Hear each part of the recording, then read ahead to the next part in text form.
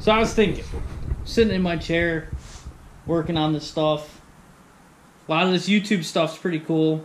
Really like it. And I said, screw it. Why not make my own little gig here? So if you're watching this, thanks for checking it out. It's my first video, and show you what we got going on. Just a little what we have. It's a 1995 Pontiac Trans Am.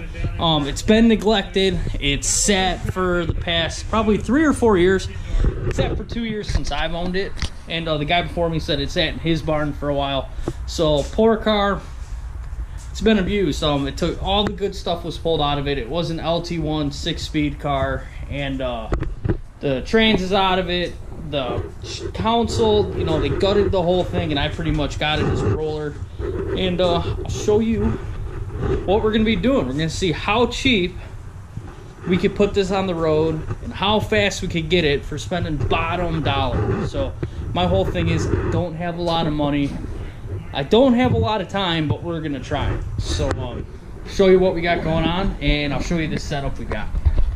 So like I said, 1995 Pontiac Trans Am. I was told it's a WS6. Fortunately, I don't think it is, but it is T-top. It's a Southern car, no rust, super clean underneath. And what we got going on here, some of LS swap it, because why not? They're cheap. You can make decent power for not a lot of money. So what we did is we went ahead, got our subframe in it out of a 98 Trans Am. Got all that in, got all our parts ordered. So probably next video, what I'll do is slap a couple time lapses together, get the front end in, get everything going, and then hopefully once them parts are in, I get all the brake stuff done, this motor's going in. So we're gonna LS swap it. Everybody LS swaps their shit. It's really not that exciting. So I wanted to be different. I am a circle track guy. I race dirt streak stock, so I'm like, you know what? I like carburetors. I like simple, so why not carburetor? So this is what we got. Got a 5.3 out of a 2002 Tahoe. Had 290,000 miles. Went through. We did main and rod bearings, piston rings, honed it, cleaned the block real well. LS7 valve springs. Went with a Holley intake, a Holley 650 4-barrel carburetor, show and field long tube circle track headers, which we're going to hope fit in this thing. We will find out. If they don't, I would be pretty sad. But I'd say the majority of the stuff I have for this car has been bought either on Rock Auto, Facebook Marketplace, and I tinkered around a little bit in Speedway Motors, got some stuff from them, and a few things from Summit. We went with a pretty good cam in this thing. Not a lot of lift, but enough lift. This thing should have some good horsepower, good torque numbers. I don't know if we're going to dyno it because I'm kind of broke, like I said, and I don't have the money for that shit. So we'll butt dyno it and see what happens. But this motor's almost ready to have the transmission put on it. We are going with a Turbo 350. Like I said, this is super budget build. That is out of one of my old pure stock race cars, so I know it's good. I know it works. I knew it was good when I had it on the track last. Worked fine, shift kit. We got a 2500 stall converter. This thing should sing, it should make some power, and it should turn some heads. So we are going to run the overhead adjustment, because the last couple things I have left on this motor is valve springs, front and rear seals, flywheel, throw the trans in it, on it, and then get it in the car. Once it's in the car, we can start getting shit wired up, and hopefully it fires up. We have no problems. So I'll get you guys set up. And let's run this overhead real quick. All right, so what we're doing next is, as you can see, you got the valve cover off. We are going to be setting our overhead adjustment. Looked up the procedure for this. It's really simple, so pretty confident this can go smooth and shouldn't take long at all, especially being an engine stand. So I went ahead, spun her over. We are at top dead center cylinder 1. I got our intake rocker in and torqued. I also threw number 7 in, got that torqued up. But what we want to do is make sure that our push rod length is correct, especially with our aftermarket camshaft. If you have a little bit more lift, what could happen is this rocker could ride low on the stem and you could wear that valve stem off. It'll wear unevenly and eventually become a rocker, or it can wear out your rocker. So I'm gonna pop this off real quick. We are going to take a Sharpie. We're gonna go ahead, paint that up so we can get our, so go ahead and get this loosened up. Get this guy off of here.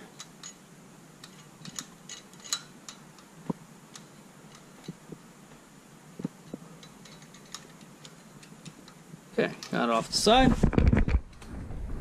Grab our Sharpie. We're going to go ahead and paint this up.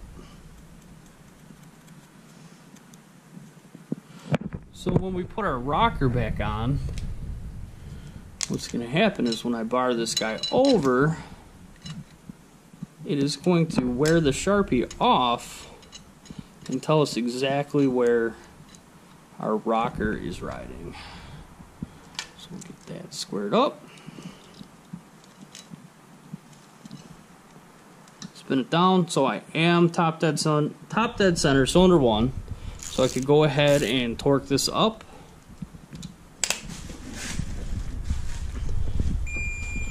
We're going to torque it up to 22 foot-pounds. Okay. We're on there, nice and centered. We're going to spin this bad boy over a couple times, just so we can wear that paint off. So we're going to spin this over 2 or 3 times, and that's going to wear the paint off of the valve stem, and we'll be able to see exactly where our rocker is riding.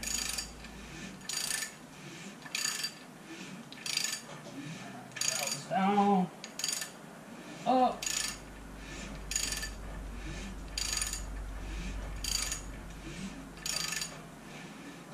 Down, up, and we're going to do it one more time. Okay, coming off our intake, we're going to be coming up on our compression stroke.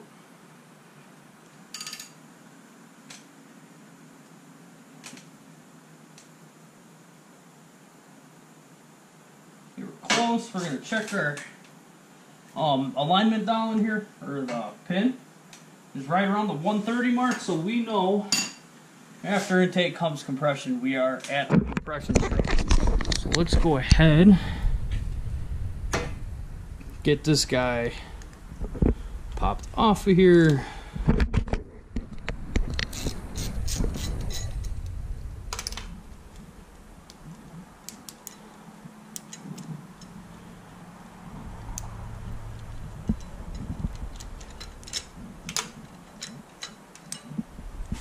We're going to take a look, ski.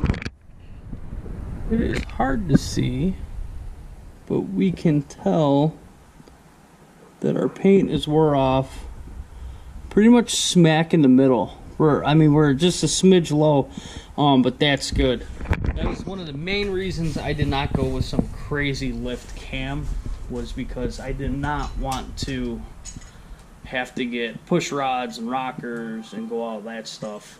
Because I'm trying to keep the costs down. So we're going to go ahead, get this back on. Since we're at cylinder 1, top dead center, I can get this guy torqued up and pulled up the manual, and I got other rockers I could put on. We'll get those torqued up, spin her over, do the exhaust side, and we're going to be done for today.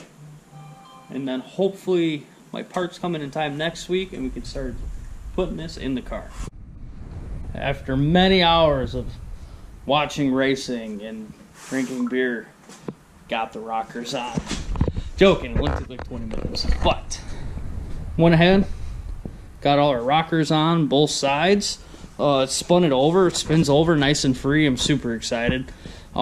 This motor's getting close, real close to being able to go in the car. Got a shipment of parts coming next week.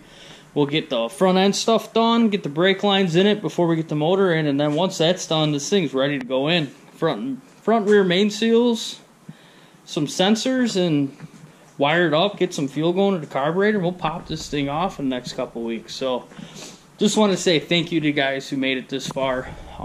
If you are interested and you like this, and you want to see the progression of the car and the build, go ahead and give the channel a like. Man, it'd be awesome to see some people interested in this other than myself. But yeah, thank you. Have a great day, guys. See you next time.